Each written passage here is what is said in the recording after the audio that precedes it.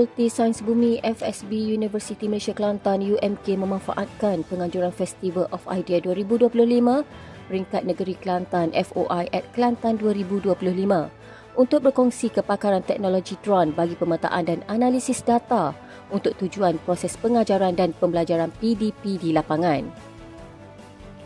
Menerusi pameran FOI at Kelantan itu, pihak FSB berpeluang mengetengahkan penggunaan teknologi drone bagi penyelidikan dan menggunakan teknologi terkini untuk pemetaan dan pencitraan kepada orang awam termasuk pelajar. Sebuah syarikat tempatan berasaskan teknologi hijau iaitu Manselin Green Energy Sdn Bhd membangunkan inovasi plastik to fuel PTF bagi menukar sisa plastik kepada minyak diesel grade Euro 5 EN590 sempena program Mosti Tech Talk siri ke-6 dengan topik Tech Startup yang disempurnakan oleh Menteri Sains, Teknologi dan Inovasi yang berhormat Tuan Chang Lih Kang di Dewan Tuanku Chancellor Universiti Malaysia Kelantan. Pihak Mosti turut menyediakan geran bertujuan penkomersialan dan pembangunan projek untuk memperkukuh R&D bagi mendapatkan produk lain seperti bahan api jet dan nafta. Universiti Malaysia Kelantan UMK melancarkan 14 strategi baharu dalam usaha memperkukuhkan ekosistem akademik UMK yang sekaligus menyokong agenda transformasi digital universiti sempena Majlis Sambutan Hari Akademia Peringkat Universiti 2025 di Dewan Tuanku Chancellor DTC UMK Bachok.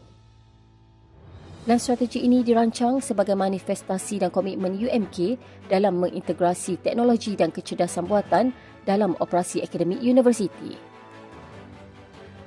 Profesor Dr. Wan Ahmad Amizal Wan Ismail memulakan tugas secara rasmi sebagai Timbalan Naib Chancellor Penyelidikan dan Inovasi Universiti Malaysia Kelantan UMK yang baharu berkuat kuasa 21 Oktober 2025 sehingga 20 Oktober 2027.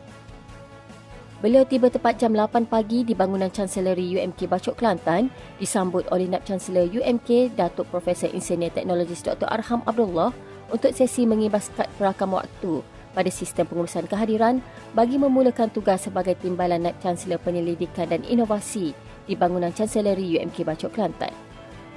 Turut hadir Timbalan Naib Chancellor Akademik dan Antarabangsa Profesor Dr. Huzili Husin, Timbalan Naib Chancellor Hak Ehwal Pelajar dan Alumni Profesor Dr. Muhammad Ismail dan pendaftar UMK Encik Khairul Irwan Abdul Halim.